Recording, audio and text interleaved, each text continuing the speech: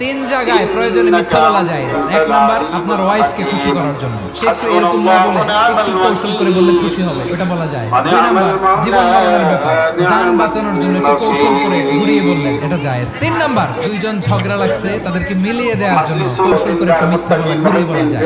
দুইজনের মধ্যে দেখলেন যে সম্পর্ক খারাপ, তো একজনকে বললেন, ভাই সে তো ওই দিন আপনার ব্যাপারে অনেক প্রশংসা, কি বললেন? এই বললো আপনি নাকি এই করছেন ওই করছেন, অনেক প্রশংসা। লোকটার মন খুশি হয়ে যাবে তার ব্যাপারে, ঠিক কিনা? আবার তার সাথে যার ঝগড়া, ওরে যে বলুন, ভাই ওই দিন তো সে আপনার অনেক অ্যাপ্রিসিয়েশন করলো, অনেক, সে তো অবাক, কি বলে কি? এই যে দুইজনের ব্যাপারে দুইজনের একটু ভালো ভালো কথা বলে দিচ্ছেন, একদিন দেখবেন রাস্তা দিয়ে হাঁটার সময় একে অপরকে সালাম দিয়ে ফেলছে, সালাম দিয়ে বুকে জড়ায় ধরছে, আছে না নাই?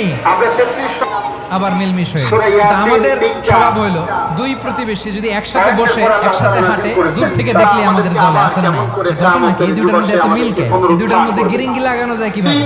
আল্লাহর কাছে তওবা করেন, এই মানসিকতার যেন আমরা না হয়, আমরা মিলিয়ে দিব।